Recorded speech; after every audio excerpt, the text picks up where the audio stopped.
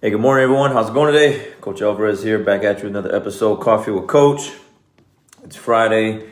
Hope you're up making some moves, got the mind in the right place. But if not, let's go ahead and put it in the right place so that you can have a great rest of the day and weekend. So let's get it started. So again, going through the normal routine in the morning, listening to the audio book of The Compound Effect. Again, I've been in this book the last few days. Sharing it with you. If you're just now hopping on, checking me out, then this is what I'm into. Darren Hardy, The Compound Effect. So the last couple of days, I was talking about influences, who influences you, and then dissociations, limited associations, and then expanded associations. That's what I was in the last couple of days. So if you didn't catch that, go back, just scroll through this page and you'll find those videos. And so now, with the expanded associations comes some of this other stuff here that I'd like to share with you. So in this little chapter here, it's changing your view changes your perspective. Okay, so Darren Hardy, he's talking about, he lives in San Francisco, and he's in real estate, and he's in the East Bay of San Francisco area. So he says, I live and worked in a very limited demographic. I saw the same kinds of people operating at the same level over and over again. I knew that I needed to find an elevated circle of associations in order to go where I wanted to go. So I started driving across the bay to one of the richest and most beautiful spots on the planet, Tiburon in Marin County, north of San Francisco.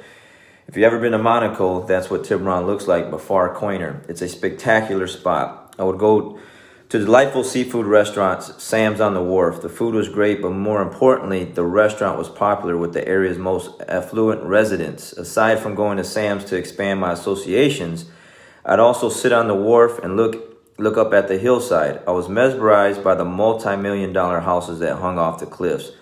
One in particular always caught my eye, a blue 4-story home with an elevator and a whale lightning rod at the top. What would be the perfect house? I used to ask myself all the time. If someone could just give me one of them, which one would I pick? The answer was always the same, this beautiful blue one. It was in the perfect spot with bright vista, the best of the bunch. On my way home from brunch one morning, I saw an open house sign and thought it'd be fun to check it out. One sign led to another as I followed them zigzagging up the cliffs along the narrow streets. I finally reached the top of the hill and found the advertised home. As I entered and walked up to the spectacular bay window, the world opened up in front of me. The peninsula tip of Tiburon, Angel Island across the bay, Berkeley, and East Bay, the Bay Bridge, and the entire San Francisco skyline over the Golden Gate Bridge in a 300-degree expanse. I walked onto the balcony and looked around. Suddenly I realized that this was the very house I've been looking at for years. This was the blue house. I signed the contract on the spot. My dream house was now mine. I can't really say that I met anybody at Sam's who changed my life. However, the environment had a powerful effect on me. Seeing those homes up on the cliffs fueled my ambition and expanded my dreams. I ended up working harder than I've ever had thought possible to make those dreams come true, and they did. And then this is where I really like this sentence. The dream in your heart may be bigger than the environment in which you find yourself. Okay, the dream in your heart may be bigger than the environment in which you find yourself. Sometimes you have to get out of the environment to see that dream fulfilled. It's like planting an oak sapling in a pot. Once it becomes root bound, its growth is limited. It needs a great space to become a mighty oak. So do you. When I talk about your environment, I'm just not referring to where you live. I'm referring to whatever surrounds you. Creating a positive environment to support your success means clearing out all the clutter in your life. Not just the physical clutter that makes it hard for you to work productively and efficiently, although that's important too, but also the psychic clutter of whatever around you isn't working, whatever's broken, whatever makes you cringe. Each and every incomplete thing in your life exerts a draining force on you, sucking the energy of accomplishment and success out of you, and surely as a vampire stealing your blood. Every incomplete promise, commitment, agreement saps your strength because it blocks your momentum and inhibits your ability to move forward. Incomplete tasks keep calling you back to the past to take care of them. So think about what you can complete today. Additionally, when you're creating an environment to support your goals, remember that you get in life what you tolerate. Okay, let me run that back because that's a highlight one right there.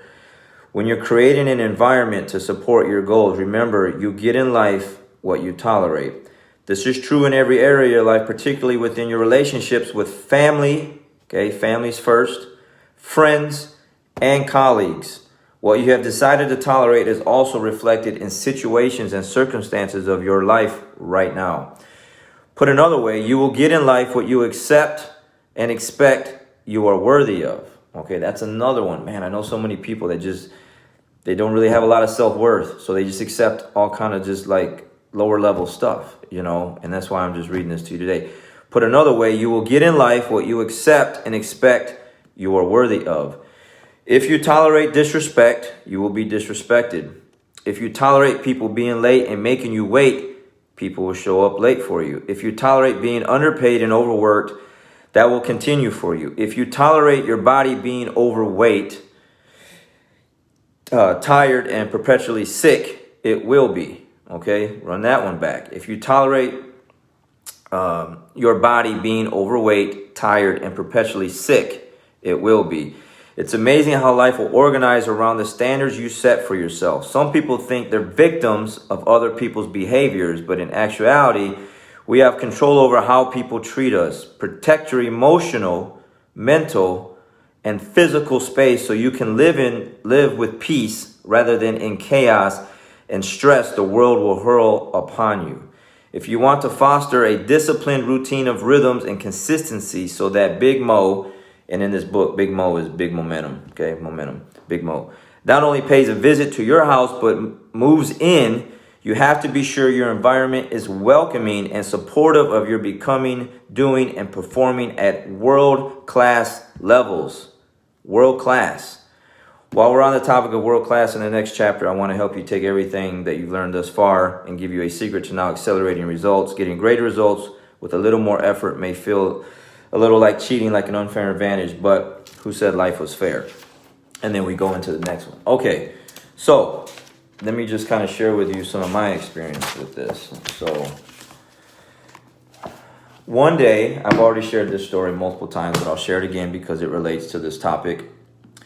I was at home, Saginaw, Michigan, 25, 26 years old. Got a new house, living on a nice side of town, middle, upper class, working for General Motors, nice car. Knew everything because I had just bought a new house, right? And a little half-acre yard, got a dog, boxer, like life is good. Family was good, family's healthy, everything, but something just was missing. And I just felt stuck. I remember looking out the window, out of my bedroom window one day. It was a beautiful morning, beautiful day outside. And I don't know, man. I just wasn't happy. I just felt like something just was missing. So I take this trip coming down here to Arlington, Texas in July in 2001. And I never really left Saginaw all that much, right? Like I've done little things around the state, but never really left. So I came down here for like a week and we just drove around. And I just saw like Six Flags, the Cowboy Stadium, there's the Dallas Stars, the Rangers. You see two skylines, Fort Worth, Dallas, like big highways, just busyness and just the landscape of everything just looked more vibrant, and where I'm from, no disrespect from anyone that's still living there, but what it looks like. It just looks gloomy, cloudy, and it looks like it's always dying. Like there's never new businesses rebuilding. There's boarded up houses and windows on some of the main streets, and companies, businesses are leaving the area. It just when you have an environment like that, it makes you feel that way.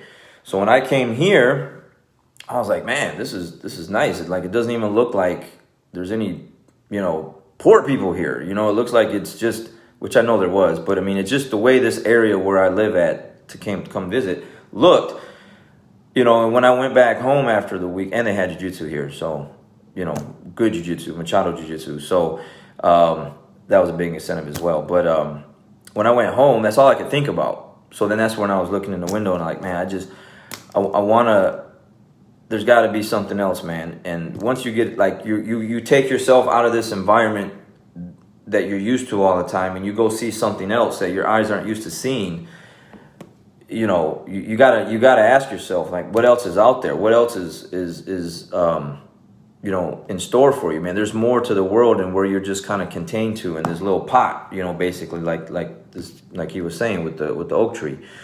And that's where I felt like I was just rooted into this pot, and I felt like I needed to just get away. And I did. I ended up moving, and then, you know, the rest is history after that. You know, I transferred General Motors, came down here, left General Motors, opened my academy. I'm 12 years in, and I'm the happiest I've ever been because of the move I decided to make for myself.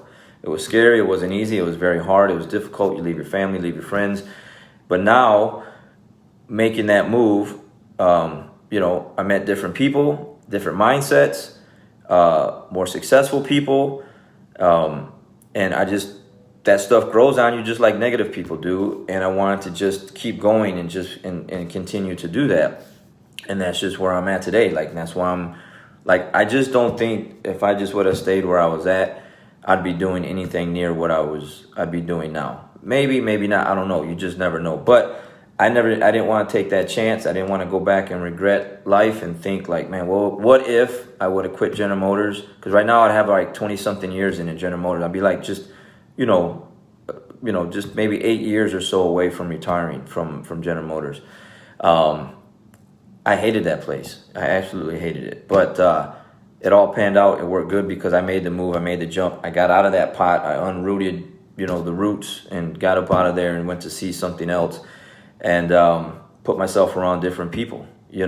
Again, I love my friends and family and everything back home, but not everyone back home where I'm from has a successful go-get-em kind of mindset, and I needed to have that. That's what I was yearning for. That's what I went to go get, and that's why I'm doing the things that I'm doing today, and that's why I'm sharing the things that I'm sharing with you, because there's someone out there that's just kind of in a rut, kind of on the fence about doing something, kind of maybe should I not do it? Yeah, go do it. Go do it, because the regret that you're going to have, when you're, 20, 30 years from now is just going to be worse than if you try to go for something and then it fails. You have another shot to go and try and do it, but you don't have another shot once 30 years pass you by. It's over, you missed the boat in some cases, So there's a lot of really good stuff there. I can relate to a lot of the stuff that I'm reading. And again, a lot of times I feel like, because I don't have a lot of people that think like this, you kind of think that you're the only one and you're kind of crazy and overdoing it, like you're going overboard. And then you read stuff like this and you're like, man, you're not even close to even these people's levels. And so you just need to keep upping your game up, And I can also put that in perspective with my jiu-jitsu academy, where when I started to really travel and go visit other schools, of the high level guys that I was looking up to, I would see how they train, see how they had their schools set up, how they ran their schools. And I would come home and kind of mimic the same thing. And then that's where a lot of friction came at, because some individuals just didn't like the changing of the training, okay? And I wanted more from my team, I wanted more from myself, and I wanted more from my academy. So that's exactly what I did. But I had to just not stay where I was at. I traveled literally all over the world and visit all kind of academies all over the world, took notes, took what I liked from what certain individuals were doing, and I brought it back to my academy, and now we're doing what we're doing. So it's just one of those things, like, you have to get out of your current environment sometimes and see what else is out there, and you'll just be amazed what's out there, and you can you can either go after it or you can just stay where you're at. So you're surrounding everything, the clutter. I mean, man, I tell you, once I moved and got that clutter from my house, and the way I live now is just completely different, and it makes a huge impact on what I do every day. So anyways, I got a run to get to and some jiu-jitsu to do. So you guys have a great day, and we'll catch you on the next one. Later.